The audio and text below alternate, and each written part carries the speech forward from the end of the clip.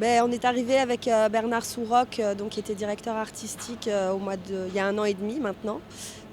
Donc Bernard avait travaillé une structure générale d'un scénario pour la soirée qui incluait déjà le démarrage avec la parade des Lumières sur Grand Littoral, suivi ensuite d'un temps fort, donc qui était un peu le temps symbolique de lancement de l'année capitale. Et ensuite toute une programmation de fête dans la soirée. Donc du coup on avait dans ce temps fort cette fameuse grande clameur qui était un projet qui avait déjà été initié par l'équipe projet, donc qui était déjà présente à Marseille-Provence 2013, qu'on a récupéré en quelque sorte en tout cas et qu'on a conservé parce qu'on trouvait que c'était une belle idée pour une ville qui met la tchatch en haut du pavé.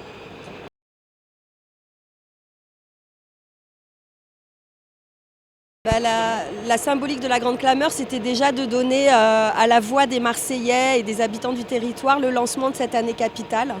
Donc l'idée de base, de départ, c'était vraiment de dire c'est vous qui allez donner le top départ d'une année entière d'art et de culture. Donc là, c'était vraiment quelque chose de symboliquement assez important pour nous. Et puis par ailleurs, c'était aussi toute la dimension participative de cette fête et donc associer à la fois les acteurs culturels, les institutions, les compagnies, les artistes pour justement donner une dimension plus joviale, artistiquement en tout cas plus drôle que juste pousser un cri.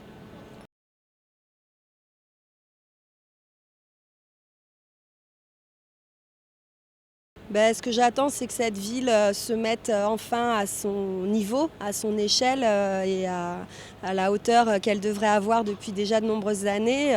C'est quand même une ville, voilà, on est deuxième ville de France, on est une capitale méditerranéenne.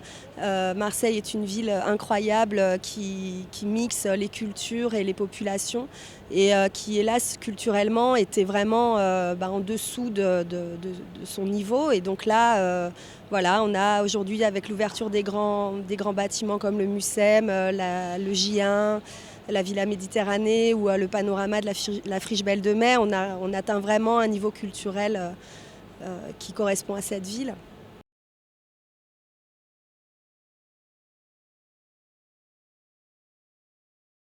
Je répondrais que la culture, c'est le ciment de nos sociétés. C'est ce qui fait que les gens vivent ensemble, partagent des choses ensemble, se reconnaissent et aussi font connaissance avec leurs différences. Et l'essentiel, c'est pas une culture, c'est des cultures. Et voilà, on est, comme disait Claude Sicre de Fabulous Troubadour, pas d'idée sans être deux.